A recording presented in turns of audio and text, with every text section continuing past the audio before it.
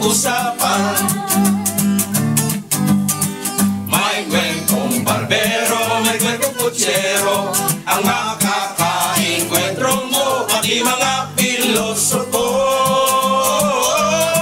Ito'y larawan ng buhay sa bawat kanto, mga sentimiento at reklamo, sa kamara de kalsada, ibus na ang nadarama. Dito'y tumambay na nakibalita, dito'y tumambay na nakibalita. Good morning, Gising na! Tara, umaga na! Yes! Si RJ, wala si Porky! Tahan niyo, tahan! Wala si Porky. Naman tayo. Morning po, mga Likod sabay. kay Minyong. Morning, Doktora. Good morning. Grabe na pikon, di na pumasok. Ang emphasis niya yung wala si Porky. Parang ayaw na ayaw. Tuwa ka na wala si Porky. Hindi naman. Nalulungkot niya kaya nabanggit wala si Porky. Ganun. Hindi kinaya pa ako ni Minyong. Matatawag mo ron sa isang lalaki na wala yung isang kasama rito na mataba yun na alam mo naman si Porky, di ba? Oo. Nakagandali rin. Nami-miss niya. Ano ba yun? At siguro ho, ano lang, ang tawag nito, baka ho nagpapaalala lang na kailangan na rin niya pumasok. May dalang pagkain. Ayun, nami-miss yung pagkain. Babarahan. Doon sa parking, babarahan ka na naman. Naunahan mo ako sa paradahan ko eh. Mamaya, ikaw lang babarahan na. Ano yung pinag-uusapan nyo na hinabol? Ang Gilas Pilipinas RJ natalo sila kagabi laban sa mga New Zealand. Pinakitaan sila ng Gilas ng mga taga New Zealand. At bago pa nga maglaban, RJ, nagpakita sila ng traditional dance nila na haka. Yes, yun yung traditional dance nila ng ibig sabihin, parang pagpapakita nila ng katapangan sa battlefield na gagawin. Buti hindi sila. Palabas-labas pa yung dila nila. Ganun talaga emotional yung ang ganun ba yun? Ang kanila? Kaya pala nakalabas ang dila, emotional din. Ibang edad, girl. Kasi ano yun eh, paglabas ng lungs din nila, ng katapangan nila, pagkakaisa. Kasi sa New Zealand may mga aborigines din po talaga eh. So yun talagang ano eh. Mas nakikita nyo kung ano yung... Sayaw daw yun ng mga Maui. Galing sa Papua. Ng mga Maui. mga anak Anak Pawis. Maui as M-A-O-I. M-A-O-I. Maui. Oh. Parang si Jose Maria Sison. Maui. Nasaan ang mga drug lord, sabi? Yan na. Nahanap na. Nahanap. Paano yun kaya, Doktor?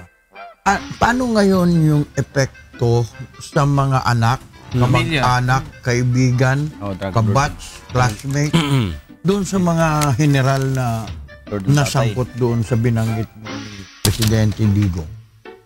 Una-una kung talagang sasabihin natin na walang alam yung mga kamag-anak tungkol dito at biglang nagkakaroon ng ganyang klaseng pag-announce, siyempre, ikaw mismo parang affected emotionally to the sense na baka mamaya paglabas ko, makakonsider ako na yung pamilya ko ganito.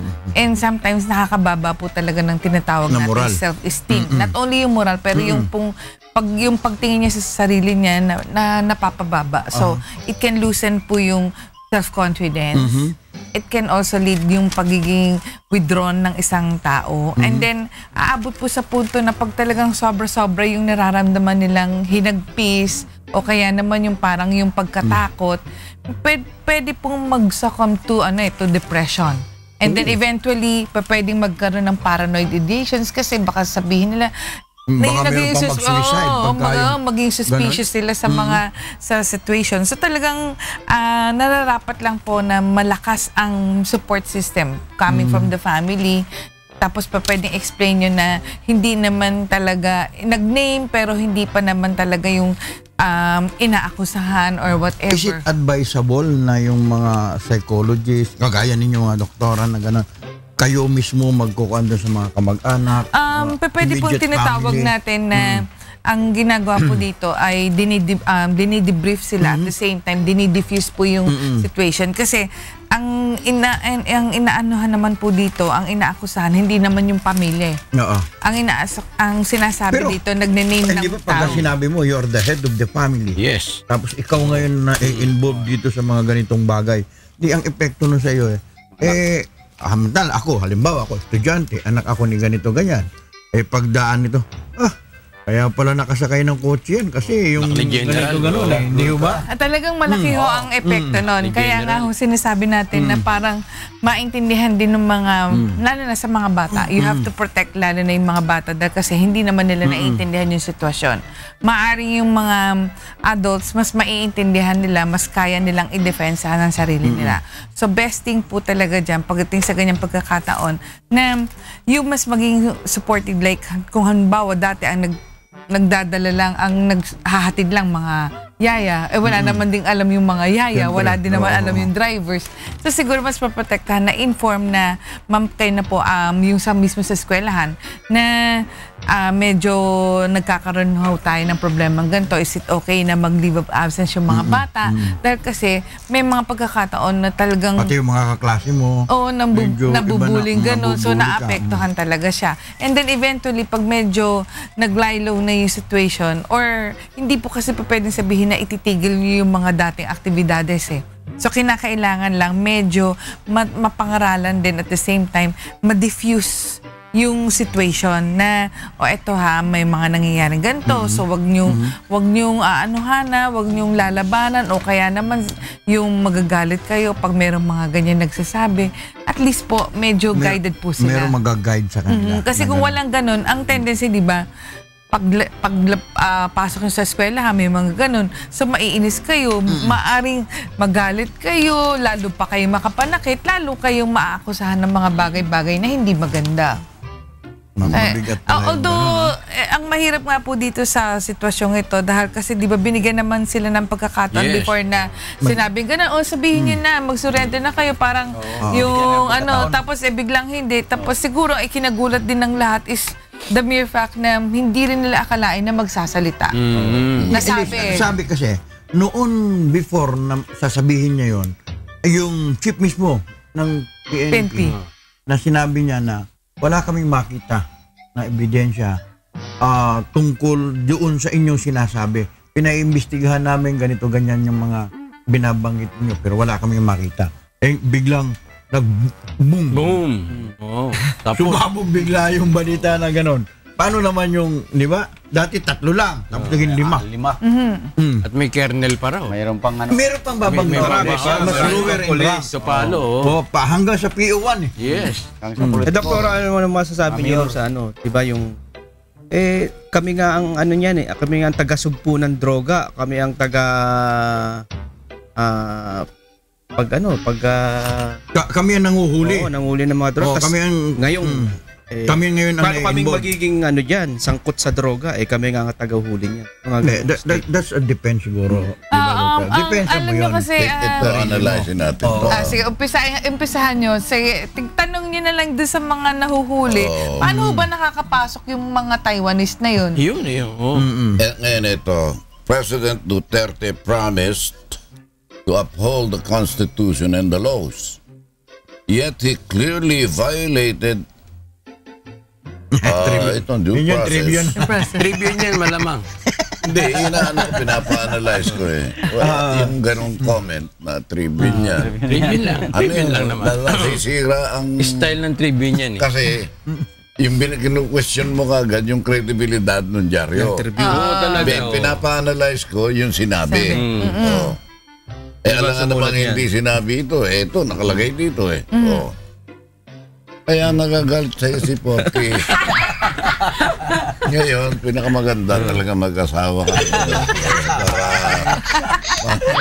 Alam mo yung walang asawa, biglang yan eh. Hindi maintindihan eh. Posisyon kasi sa Wala kasi tagasipa sa paa Wala. Pero sinipa ako nito talaga. Wala ng tsansa na, sinipa ako eh. incoming Kabayan Party List, Harry Roque. Nako. Sabi niya, Duterte acted as prosecutor, judge, and executioner when he divulged the names of the 5 police generals during the 69th anniversary of the Philippine Air Force. Prosecutor, judge, executioner at the same time. Roque said yesterday, Roque, a human rights lawyer, said that Duterte's actions were contrary to the rights of individuals to be presumed innocent. Minsan kasi, Ano yung tingin niyo ron, Doktor? minsan kasi, merong, di ba, gusto mong mapakilala, gusto mong, although kilala ka na, gusto mo lang mapag-usapan ka uli, bibira ka ngayon dito sa nagsabi ng ganito. Meron ganun, di ba, Doktor? Ay, ano po, kagaya po ng mga sa mga nakaraang ding nang nangyari, di ba? Hindi pa man nakaupo, meron ng lumalaban. Tapos pag nagtataka kayo, yung dati naman nakakampi, hindi hindi na bigyan ng importansya. Biglang lumalaban na gano'n. And just the same, meron naman ding iba na pag hindi nabayaran gano'n, kahit magkasama sila, biglang isisiwalat yung hindi maganda dun sa mga pangyayari. So, siguro ganito po, dahil kasi lahat din naman tayo medyo nabibigla sa mga pangyayari ngayon dahil bibihira din talaga yung nagsasabi, palagi sinasabi, hindi, magsabi ka ng pangalan. Tapos, kahit naman sino sa atin, parang iso-showbiz mo na, hindi, basta alam niyo naman ganito, puro blind items pa. Pero nakakagulat na ngayon walang na-blind item, talagang diretso. So, parang sa atin, yung mga nagtitingin na ganun, parang inaanalisa na lang natin, totoo ba to? O kung may katotohanan to, baka nadawit lang kasi yung kanyang mga bataan talagang ganun ang ginagawa. Siyempre, ang mangyayari, hindi naman sinisisi yung mga bataan eh. Di ba? Usually po ang sinasabi, yung kusini na mumuno. Sa natin, ang perception natin command responsibility. Sa batas, palaging merong presumption of innocence. Totoo. Until proven otherwise. Yes. Di ba? Ito talagang sinalpak niya ng gusto eh. Minanata niya na kung presidente ka, pwede mo palang gawin yon. Ngayon, nalalagay ka ba sa isang posisyong maganda o eventually baka makasama sa'yo? Pwede po, dahil kasi mas marami po siyang makakakuha, dadami kaaway, mas maraming death threats yung ganyan. Mas liable po na sabihin natin na eventually, yung hindi natin naririnig noon na may mga assassin, baka may mga assassination attempts eh. Dahil kasi, syempre, medyo malalakas po yung mga taong inakusahan. Hindi rin natin alam kung makakatulong or whatever. Inakusahan ka, tapos wala kang kasalanan, mag-iisip ka ng pangit eh. Di ba? Bakit ako ginanito nito? At syempre, hindi naman naaabot doon sa ganung posisyon yon kung walang mga mista na talagang mahal din yun. Tama po yun. At pwede ko rin sabihin na anybody can be accused. Mailalagay tayo sa posisyon na medyo tagilid tayo kung pababayaan natin ito. Totoo po yun. Posibleng hindi makaganda sa posisyon, sa tatag ng posisyon ng presidente ito. Naniniwala ba kayo na pwedeng gano'n? The mere fact na depende kasi dahil kung sabihin nyo na eventually, parang sinasabi, wala pang solid evidence, pero pag nakakuha ng mga ebidensyang ganyan, tapos lalo pang i-reveal na gano'n, baka mamay, i-create Mas maganda ba na ang proseso na nauna muna yung pagpipresenta ng mga dokumento? Pipresenta ko muna yung mga dokumento, tapos tuturo kayo. Pwede rin po yun. Kaya lang, naalala nyo, meron din namang iba, kahit nag-present na ng dokumento, sasabihin, baka lumusot pa eh. Hindi rin, hindi totoo yan. Hindi totoo yan. Dokumento na yan. Hindi talaga totoo yun. Mas maganda ba ang posisyon ng ganon? Kesa ron sa biglang-biglang ginanon mo na inakusahan mo na para bang nagkaroon na ng sentensya sa'yo na wala namang prosesong tama. Probably yung pong sinasabing walang proseso kasi hindi natin alam din pare-parehas bakit biglang nagsalita eh. Although he gave a warning di ba sinabi niya magsabi na kayo ganon. Kasi kung may balita resign sila. kayo or, di ba? Hindi, siguro mas naprotektahan siguro yung kanilang kung ikaw ba yung General Don, magre-resign ka. Nang hindi ka pa inaakusahan, hindi ka pa pinapangalanan. Magre-resign ka. Unang-una, RD, ang nangyari, ganito ang nangyari. Hindi naman sila pinapag-resign Ang sabi, sumurinder na kayo. Tapos, ang nangyari doon sa kanilang sitwasyon, from ganitong posisyon, ibinaba ka doon sa ibang posisyon. So may awareness na sila na, no? May awareness na sila. Okay, nung una kasi, gaya, example, kay General Tenyo, Quezon City siya. District, siya, director. Tapos, binaba siya ngayon sa directorate doon sa Krami na. Pagbilaw naman, galing siya roon sa NCRPO. Nilagay din siya roon sa Krami uli. Before na sinabi yon, July 1, nandun na sila. Kaya alam ba nila kung bakit sila lalagay doon? Alam mo siguro yun. Hindi kasi alam mo, parang demotion ba yung pagkakaalam? Hindi demotion kung basta inilipat ka. Kahit hindi ka drug lord or whatever, Usapang pulis na kayang gawin ng presidente yun. 99% ng krimen hindi naman drug-related. Of course. 99%. Ngayon, sasabihin ba natin na dahil ang tingin sa kanila drug lord siya, kaya sila nilagay doon? Hindi nga drug lord Ang sabi kasi, you are involved. Alam mo, pagka ang drug lord, protector. Protector. Ikaw hindi ka ay naman general. nagbibenta. Hindi ka gumagamit. Pag general ka, Parang protector ka na merong isang tao dyan. Tapos, halimbawa, merong nahuli. Malaking isda. Di ba? Pag general ka, pakawalan mo uli yan. Yun ang mahindero. Mahirapan tayo dyan kasi meron pang hindi ka basta maliit na isda. Kasi malaki. Pagka ikaw ay general at ikaw pinagbibintang kang involved ka sa drugs, hindi kita tatawagin basta, hindi pwede kita tawagin drug lord Unang-una, yung mga general ang unang-unang kinakausap ng mga malalaking isda. Kaya nagkakaroon ng koneksyon yan, pag nahuli, aareglo yan, kakausapin yan. At doon sa pagkausap na yan, halimbawa, 30 itong nahuli mo, pwede bang ibigay na namin sa yung 20, amin lang yung gis? Pwede bang gano'n ng arrangement? Pwede, di ba? Pwedeng pang-areglo at yun ang ruta nila sa pagiging madikit doon sa isang general kung sino man. Pwedeng gawin yun Hindi pwede, yun nga tatawagin ka na protector ka kasi pinakawalan mo. Pagka-protector ka, lord ka rin Kaya meron ng kamay. So, yun na si Alex. Senyas na. Galit na galit ka, Alex. Senyas na. Okay. Ano ba? Headlines. Headline.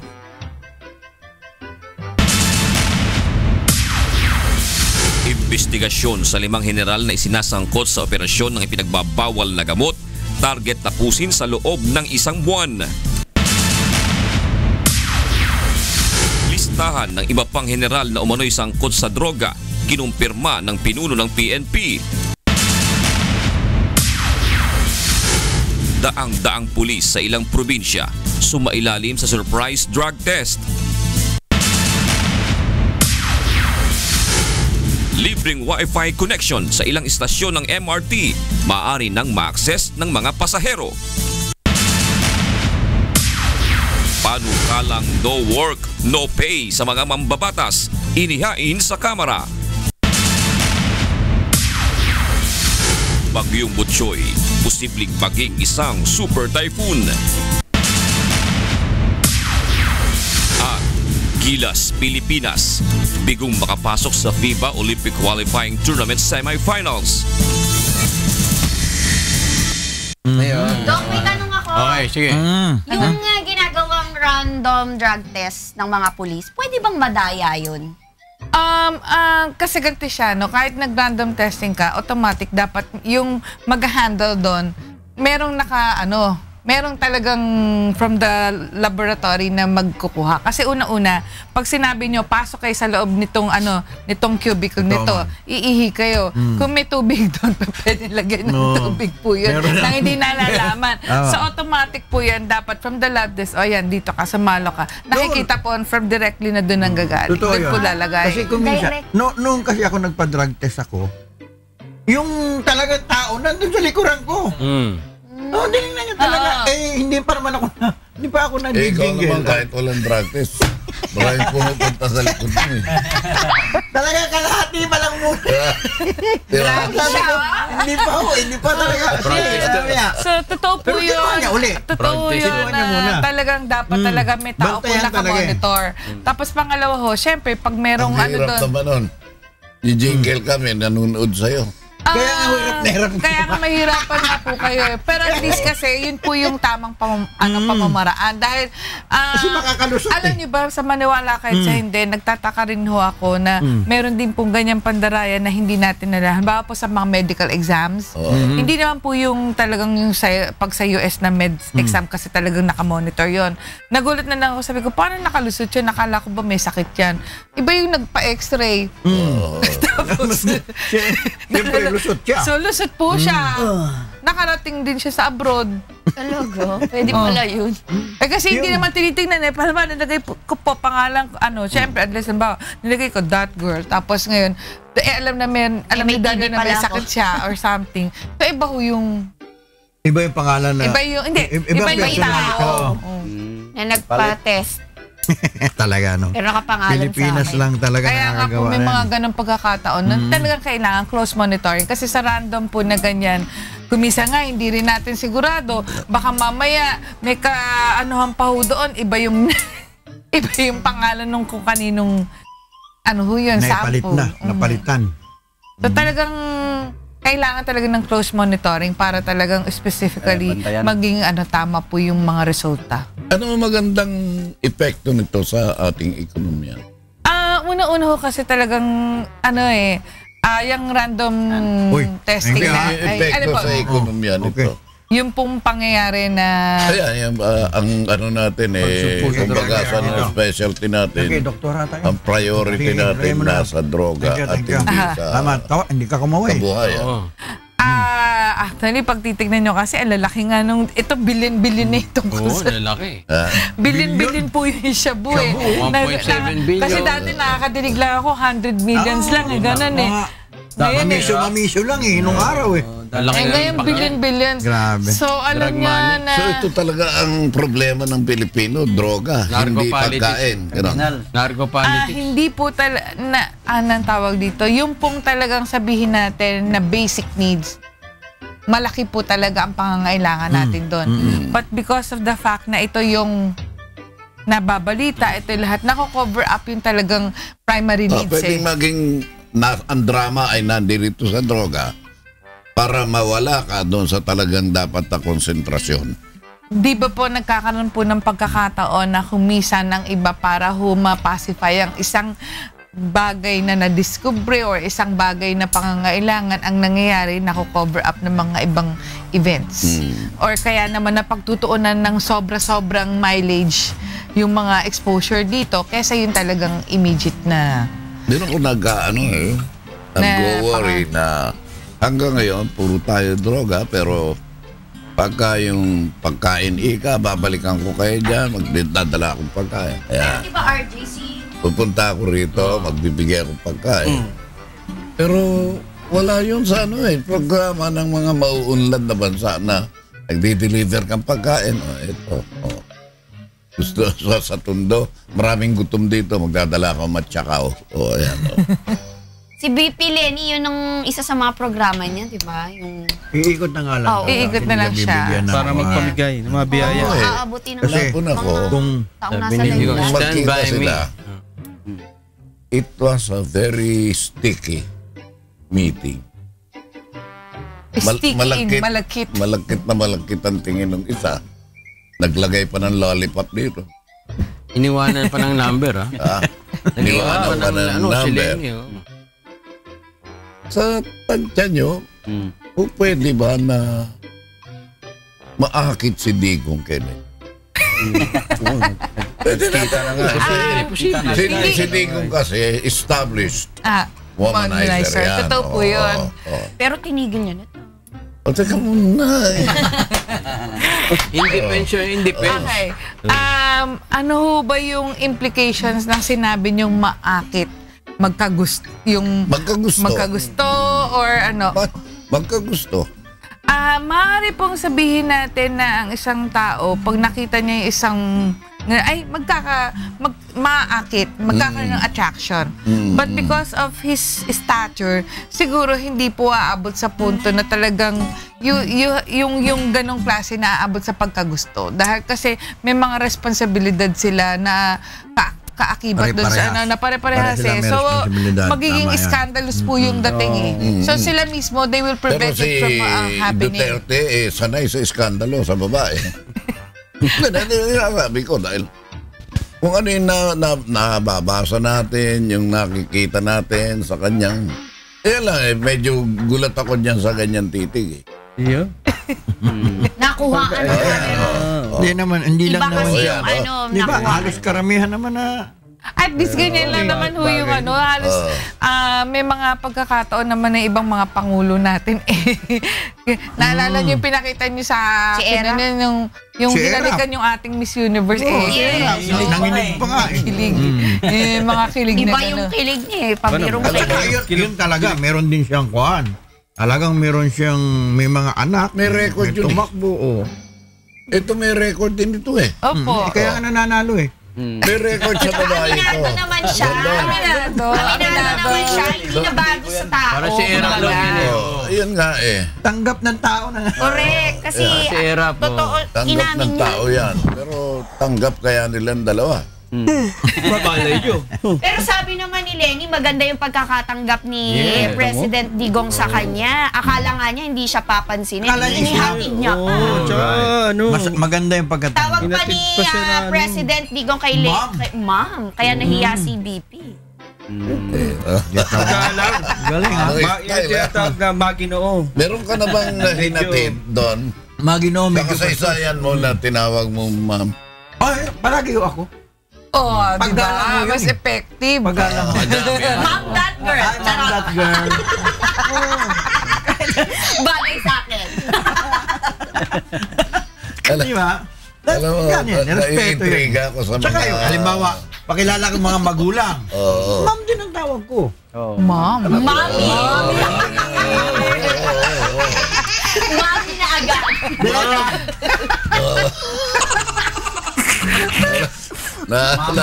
Naalala ko yung kanta na kung liligaya ka Ayan.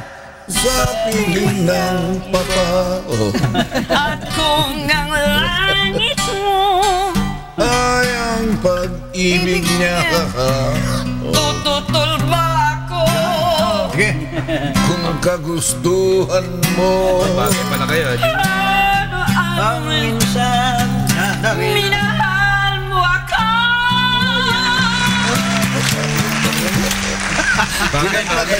Kinantahan mo na ba si Rag-Rag ng ganyan? Oo naman. Hindi lang daw ganun. Tawa lang siya.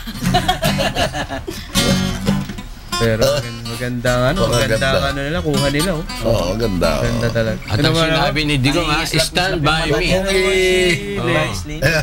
Papa-analyze mo kay... Dumalaw ka naman. Papa-analyze mo kay Doktora. Tamo? Doktora. Paano mo, kumbaga mag-profiling ang gagawin mo? Paano mo i-analyze yan?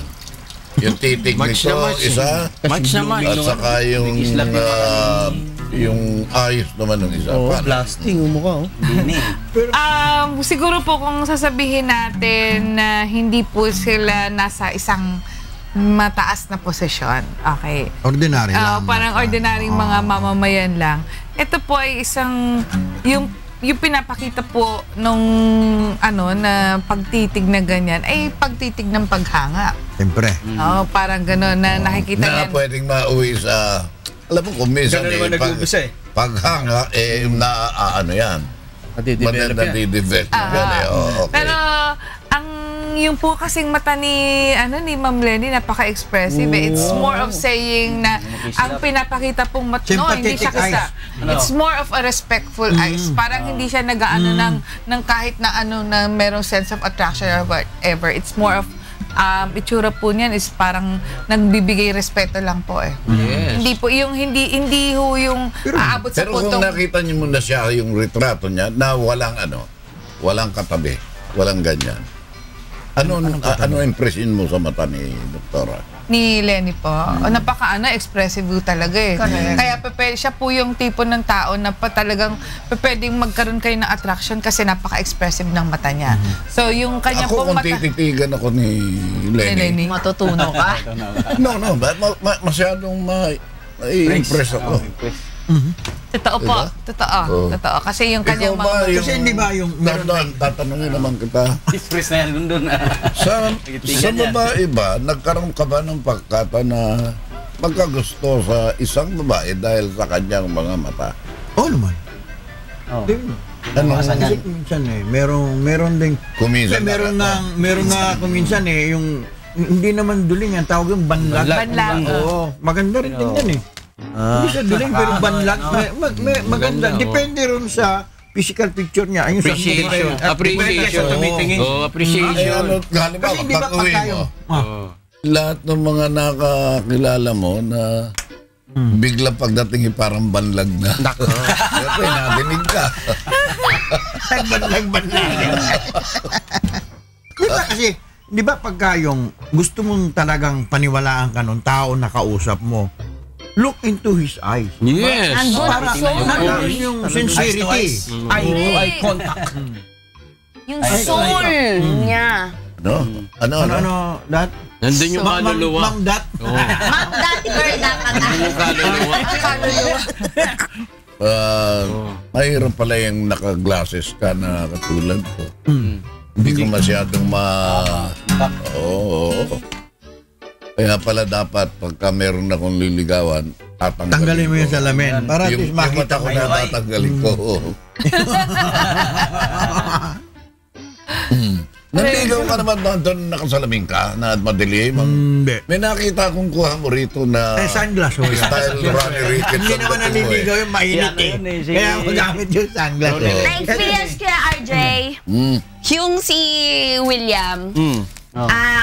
Hirag-rag yan. Oo. Grag Parang ka mo. nag-date kami. Yes. Nakasalamin siya.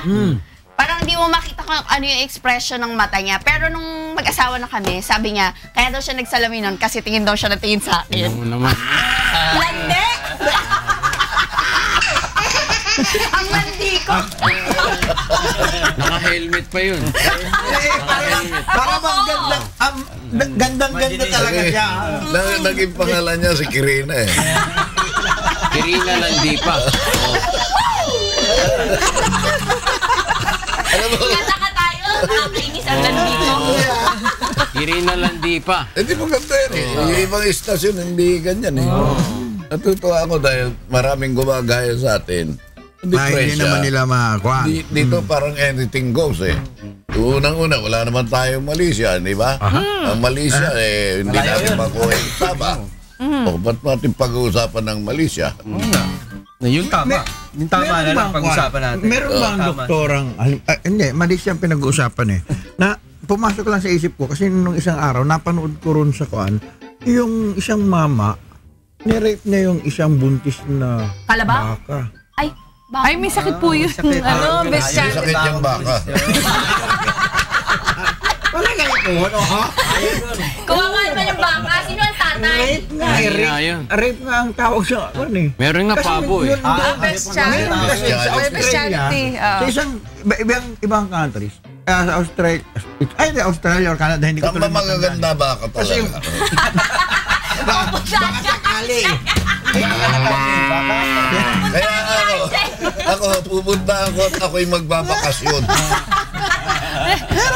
yung trabaho ng brother ko, kasi vet yung brother ko, ang trabaho niya nun, pumupunta ho ng Australia para ho mamili lang ng baka na dadalhin dito Sa talaga magagandang baka talaga. May mga magagandang baka talaga. Pinakamurang baka sa Tagaytay. Ang mabigat. Kasi nung wala ka rito, doktor, iba yung pagkain. Mura doon. Diyan nilalagay yung drugs, ha? Kasi dito, na-involve yung driver ng UB Express, tapos Correct, yung pala, na-rape. marami pala siyang na-rape na gano'n. Sakit din ho ba yun? Oo, kasi ganito po yan Ang tanong po kasi, pag yung, hindi po yung ang pinag-uusapan dito na may satisfaction dito. It's more of yung, ang sinasabi po ng isang, ng re-rape, yung talagang power tripping po. At saka at the same time, pag yung ganyan po, it's a possibility na may mga sexual disorders. Ngayon yung sinasabi nyo na, ng rape ng baka, una po kasi, ano naman ang i-overpower sa baka? So, ang disorder po dito, yung tinatawag nating bestialism or yung bestiality. Na, kaya niya ginawa yun dahil kasi mas nakakakita siya ng satisfaction pag ang ginagamit niya hayop kesa po sa iba nga po maniwala kahit hindi, may mga kwento po noon na may mga alaga silang pusa tapos mas nasasatisfy yung babae na pinapagapang niya yung pusa sa kanyang katawan niya. May mga ganun po na Tinahalikan na. Pati aso nga, hindi ko kayo. Meron pa nangyaring ganun. Alam ko, meron pa nangyaring ganun. Ano ba ang tawag natin? Pakikibaka o... Drug mill yan Doktora, drug mill pa na yung baka. Kasi sa India, parang bawal patay niya. Ginagamit ng mga drug yan para i-ship yung mga drug load. Drug mill, Actually, kung magiging drug mill ang baka, alam niyo yung baka, ilan ba ang intestines ng baka? Kaya ang daming ang daming, di ba, pag tuloy-tuloy lang ang kain niya. So, 5 then daming mailalagay na drugs doon. Marami, Maraming mas gusto ang kalabaw. Kalabaw? Wala namang ang kalabaw, natural lang ang kinakain. Panay organic. Ay, hindi ko alam paano mas madidetermine pag kalabaw yung binibili nyo kaysa sa baka. Mas maitim po ba yung meat Maitim ang karne. Karabip. Medyo maitim. Karabip. Marami naman gumagawa ng pagkain sa baka. Karne Norte. Na ang kinukuhang mantika ipinapahid doon sa ginagawa nilang Karne Norteng kalabaw. Maamoy ka na. Karabip. Lalagay nila ron. Ba't tinawag na Karne Norte kahit sa South ginawa? Nakita mo, dalagang bukid kahit lalaki. Diba, dalagang bukid kahit lalaki. Alright. Naalala ko yung kanta na. Maganda yung kanta ng araw tungkol sa dalagang bukid. Alam mo ba yun? Ano ba yun? Ang dalagang Pilipina. Dalagang taga-bukid. Yung dalagang bukid ang aming ulam. Sukat bawang ang aming sausawan. Ang sarap. Sarap nun Pritong dalagang bukid. Pero ang dalagang bukid may lapad, may bilog. Merong, iba yung Iba-iba. Pero masarap ang dalagang bukid. Ako panay mga taga-syudad ang... Wala. Sosyalidad. City-fied. Okay lang siya. Anong gusto niyong pag-usapan? Natawa lang ako dito kasi mayroon ako nakita dito na yung pong isang model na yung asawa niya nagladlad na tapos tinulungan pa niya. Si Joey Min. Diba? Si King. Alam mo talaga, paano nangyari? Si Amanda King Mid na siya ngayon. Transgender din. Dating hindi po. May asawa siya Doktora, naisip ko lang kasi baka tagapagmana. Kasi yung lalaki. Mayaman Mayaman. Oo, no? Sobrang yaman. Kaya hindi niya talaga, sobrang yaman talaga. Sobrang yaman. Nung lalaki po. Ba't ano ba istorya? Kasi... Okay po. Meron po isang modelo, magandang modelo, nag-asawa asawa na po siya. So, yung napangasawa niya, sobrang gwapo po. Sobrang gwapo talaga. Kaso po ngayon, babae na po. Yung guwapo. Guwapa na. Babae pala ang talagang gusto palang maging babae. Apo. Ano. So ano nangyari sa kanilang dalawa? Sila pa rin. Sino na yun? Sila pa rin. Sila na Nagkikis ngayon. pa rin sila kahit sila pa babae rin. na yung isa. Okay na gusto sa halimbawa, parang lesbian. Oo, Hindi po, dati niya po, Si asawa. Ate Glo, di ba? Ikinasal na Nakapag-asawa. ng British. Briton, ang napangasawa niya. Pinakasalan na siya. Ate Glo. Yung baklang nag-impersonate kay Nora Glo. Honor. Pinakasalan. Ay, no, Nora Honor no, kay Gloria Macapagal. Ate Glo nga. Kasi magkababae may lural din eh. Okay. At minsan ho, kayo ba, pagdating sa ganyan, syempre marami na pong mga nangyayari dito sa ating bansa na pagbabago. Sa abot po ba sa punto na kayo papayag na talagang ma-legalize ang Same-sex marriages. same-sex marriages? Hindi. Kasi nasa kanya eh. Nasa Biblia yan eh. Ito ay Talaga nasa Biblia yan. Talaga babae at lalaki. Hindi ako papayag. Babae para sa lalaki. At yung mga naniniwala rin sa salita, yung nasa Bible, salita mismo ng yan eh. Di ba? Hindi rin papayag. Kaya, Ako, kahit minsan, hindi ako nagkaroon ng relasyon Ibang pan. pang lalaki. sa Bible, sa bakla. Sa same sex, same... Is there a possibility, Doktora, na yung babae sa babae magkaroon ng anak? Kahit na, tawag noon yung, meron daw tinatawag sila ngayong bago. Ay, paano lang? IVF? Ay, hindi, yun. Hindi compatible, di ba? Hindi po babae. Dapat po. Kasi ang binabanggit ko, si Aisa at saka si Lisa ba yun? Oo. Magkakaroon ata sila, pupunta sila ng Amerika. Sa ibang similya ng... Iba si Ang IVF hindi hindi kanya. Hindi, kailangan po talaga sperm, hindi po may sperm Nagulat na ako. Sabi ko, pero hindi ko alam, may magsusurrogate po ba o isa sa kanila ang ang Hindi ko magbubuntis alam. talaga? Kasi Hindi ko alam usually, kung siya- ang mahirap po sa... Ang IVF kasi, ang fertilization po, hindi po nangyari sa... kaya nga, Sexual intercourse, at the same time po, ang pinapanganak po na IVF, medyo sabihin na natin, madaling magkaroon ng mga sakit dahil kasi yung immune system nila medyo mahina talaga. Kaya kung natatandaan nyo po yung isang, anong tawag natin, yung perfume magnate, si Joel. Si Joel. Oo. Oo. Siya, IVF yung mga anak niya IVF. Yung mga kambal niya. Lahat. Joel Cruz. Ang talagang after yung mga first month talagang protected po na Nakamas pa nga yung mga yayi. talaga na yung kwarto talaga kasi kung hindi prone talaga sila sa Tsaka mga yung sakit anak ni Vicky Bello tsaka ni Hayden ko, IVF din. Anong International Boxing Federation? Champion yun, champion. Champion. Champion. in Nanalo. vitro fertilization po. Delikado. Pero okay sa inyo yung... Pero kasi po ang in vitro po, alam niyo, alam din nga po ni ni Joel na hindi, it's something defying God's creation. Kasi in vitro and not in vivo. Hindi po. Kaya talagang, syempre, di ba, nag-create kayo ng Ito yan. sa labas yung talagang inaano nila yun It costs millions. Malaki-laki rin lang. It costs millions. Mga chairman mo rin. Yung wala pa. Nanay na si... Jessica Zero.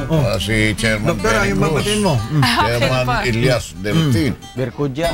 Si Chairman... Pangalan nun? Elias Delpin. Si Ate Beth. si Si Tita at saka si...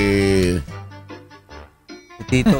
Si Ate Ayan ang may Beth. listahan. Si Ate Beth po, ipinaabot Si niya Bokyo, yung condolences niya dun sa naiwan ni Wilson Zanray Mamorno, yung pinanawagan nating bata. Bakit nawala na? Natagpuan siya sa ilog Ay, ng bata? Marilao. Uy. Sabi ko na di ba? Felix Malyari. Diba? Sabi ko, Condolences po. sinabi ko na baka may ilog. Yun, Ayun, pumunta may nga daw happy sa ilog. viewing Cyril Buko. to Abel Suing, Ngayon. Apalit, Pampanga. Ayan. Kasi Arthur Carriedo, yan, kiniklat, nanonood yan. Jong, meron kang... Batiin ko lang yung kahapon bumati sa akin si Mang Romy Yeses. Salamat po sa panonood nyo palagi. Bumibili ako pagkain namin, nalubog ako. Parang pamilyar ho yung mukha nyo. Kayo ba yun nasa pundahan? Ay, kuya, sabi niya sa akin. Ayan. Sabi ko, hindi ho, kamukha ko lang. Hindi ho, yan yung isuot yung damit kanina. Lagi pa kayo eh. Salamat ho, Mang Romy ha. Panonood po nyo palagi sa amin dito sa pundahan. Thank you rin. Sa ngalan po ni Kuya Daniel Rason at sa mga taga-pundahan po, kami po ay nagpapasalamat palagi sa inyong panonood sa amin at wag muna po kayo magpapalit ng channel at susunod na ang programa! Good morning, Kuya!